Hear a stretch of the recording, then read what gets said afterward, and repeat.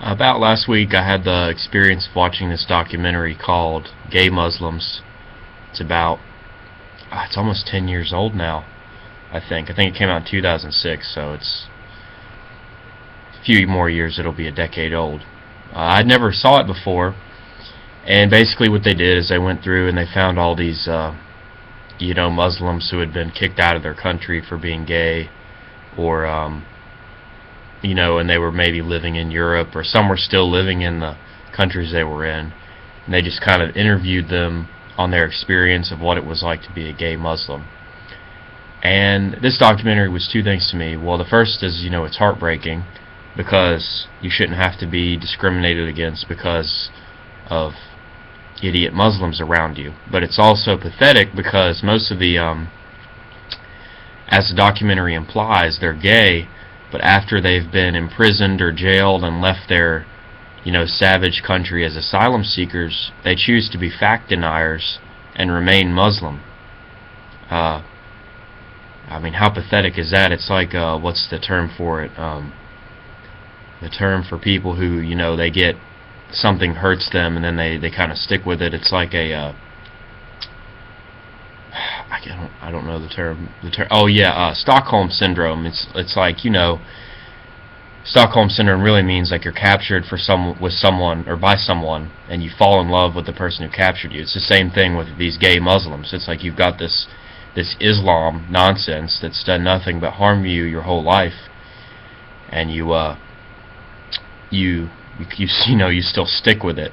Like they have one of the guys in the video, I think he was in France, and his mom is still in Egypt, I think it was, I don't remember, and he found a place to live, which in Europe that's hard to do, I guess, since it's so expensive. And he calls his mom trying to say, "Mom, I finally found a place to live," and they're both like, Allah, thank you. Allah, the terrorist bomb thrower God here, the God that kicked you out of your own country. You're still worshiping him after this guy, I think, was raped in prison, even by the idiot Egyptians who captured him. And it's not all Egyptians, it's just Egyptian Muslims, which is the vast majority of them.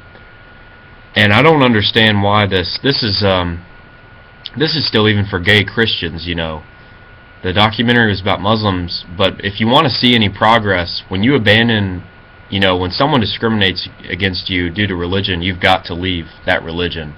Every time I see these gay Christians, I'm just disgusted. I can't, it's hard for me to interact with them.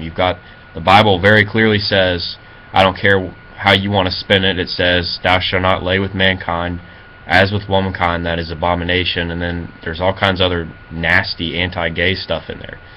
Get rid of the Bible. Burn it. Ditch it. Never go to church. If your family wants to take you to church, you got to say, "Sorry, I respectfully, I can't go. I can't be a fact denier and support this stuff that wants to kill me."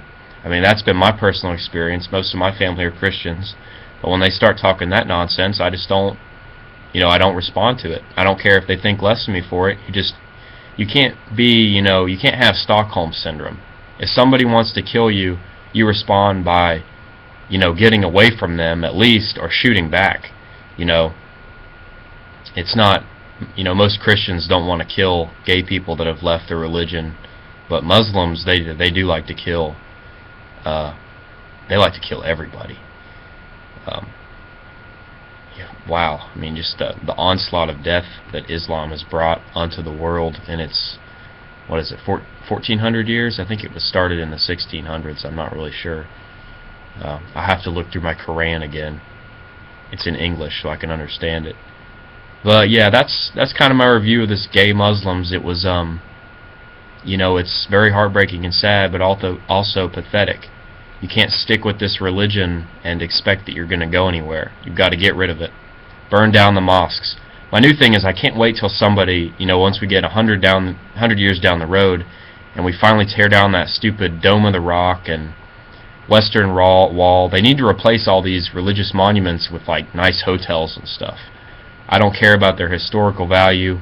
They're like they're really a monument to evil. All of these like temples and churches in Europe, everyone always I was in Europe with somebody and they're like, "Oh, look how beautiful it is," and I say, "Burn it down. Build a McDonald's." Those European McDonald's are really pretty if you ever go there. It's like in America, it's like really trashy, but everything is nicer there since it costs so much more. Tear down all these stupid churches. They're not worth anything. Tear down the mosque. Bomb the Dome of the Rock. Somebody please do it. Redevelop it as a hotel. Thanks for watching.